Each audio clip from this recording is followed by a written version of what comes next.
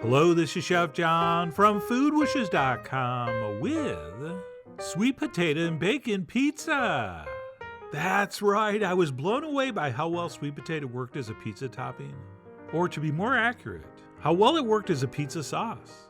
And along with a whole bunch of bacon, cheese, and jalapeno, this really did make for an incredible seasonal treat.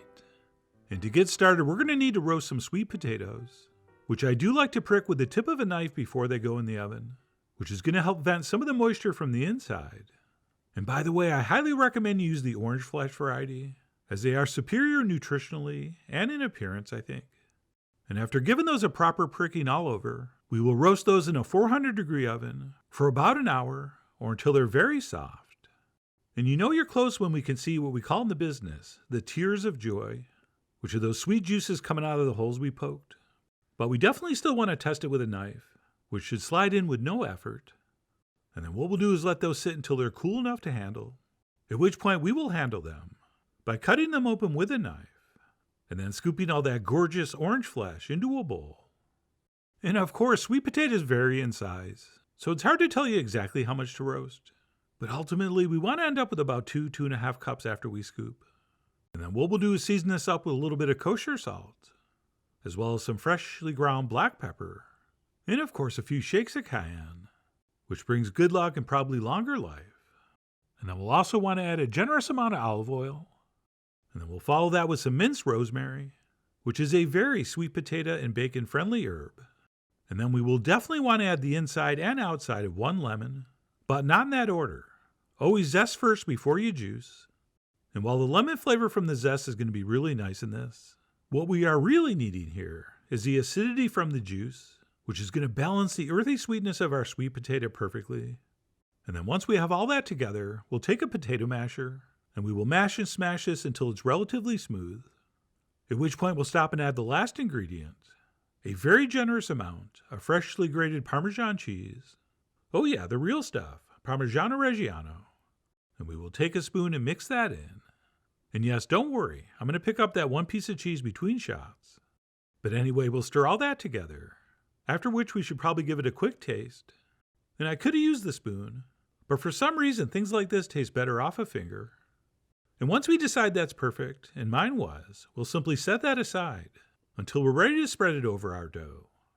And once that's set, we can move on to the co-star of the show, which would be 12 ounces of bacon I cut up into 1-inch pieces that we'll add to a dry cold pan that we placed over medium-high heat.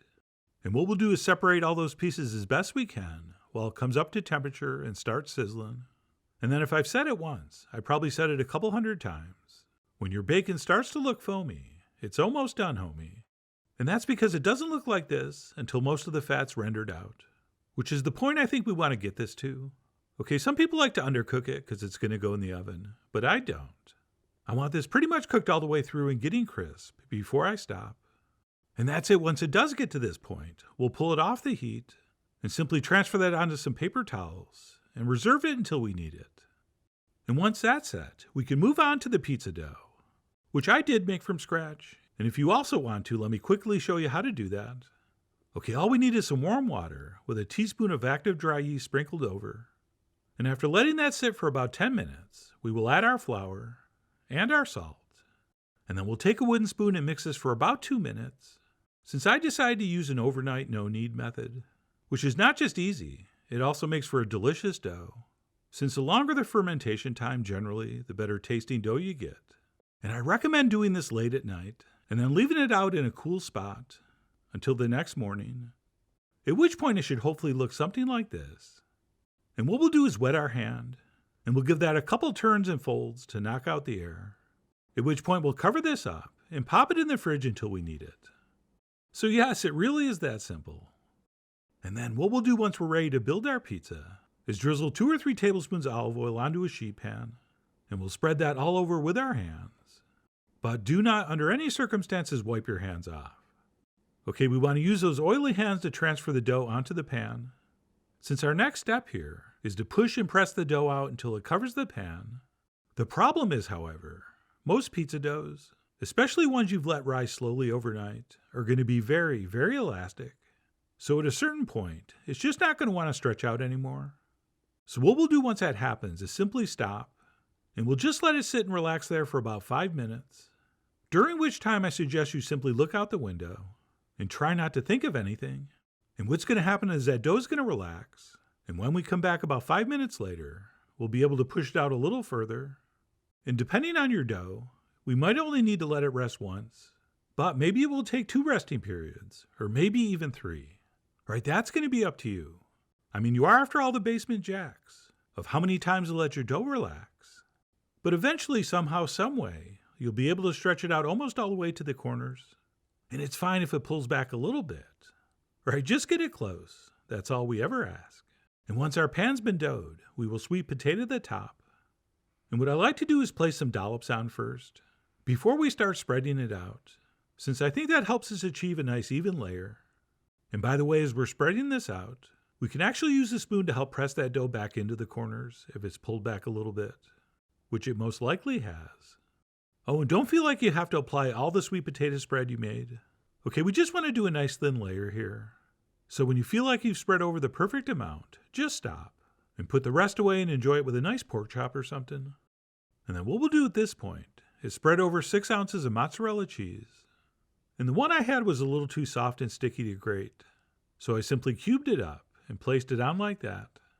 And that's it. Once our mozzarella is on, we can scatter over our reserved bacon, which I will admit next to that light cheese looks a little bit overcooked, but it's not. Okay, you gotta trust me on this one. I really do think we want to cook this crisp, since the last thing we want on our sweet potato pizza is flabby bacon. And even though this is going to go in the oven and the bacon's going to cook a little more, we're going to be topping this with a little more cheese to insulate it, sort of. So you'll see, everything's going to be fine. And once my bacon was down, I topped that with a couple ounces of fontina cheese, which could also be provolone or Monterey Jack, or even a mild cheddar would pair nicely. And once that was down, for a little heat, and to help all the other flavors pop a little more, I placed over some seeded fresh jalapeno rings, which ended up being kind of the secret ingredient here, and I thought really helped tie everything together. And that's it. We will finish with one last dusting of Parmesan cheese for flavor, appearance, and, again, to sort of insulate that bacon a bit. Especially that one really dark piece I should have ate before I started putting it on. And once we have that grated over, this is ready to transfer into the center, or the lower center, of a 450-degree oven for about 30 to 35 minutes. Or until our crust is cooked, our cheese is browned, and it looks like this. And we'll get to how delicious this was in a minute. But this, my friends, is one of the most beautiful pizzas I've seen in a long time. And it's just one of those things that's going to make anyone who looks at it happier than they were before they saw it. And then what we'll do is let it sit on the pan for about 5 minutes, at which point we'll carefully remove it to a rack and let it cool for another couple minutes before we cut it. So that's exactly what I did before transferring it to a cutting board. And then I grabbed my trusty pizza wheel, and I cut in so I could grab a piece to go in for the official taste. And I had a feeling, based on the combination of ingredients, that this was going to be very, very good, but I was absolutely blown away by how amazingly delicious it was. Okay, my main fear always when working with sweet potatoes is that the final product is going to be too sweet.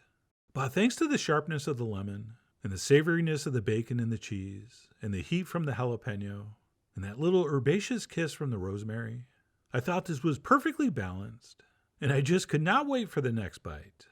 And if you do have friends visiting for the holiday, I can't think of a more beautiful, more delicious, more interesting thing to serve.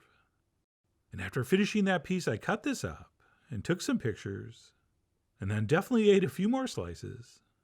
And by the way, thanks to that nice hot oven and all that olive oil we had on the pan, you should get some decent golden browning on the bottom.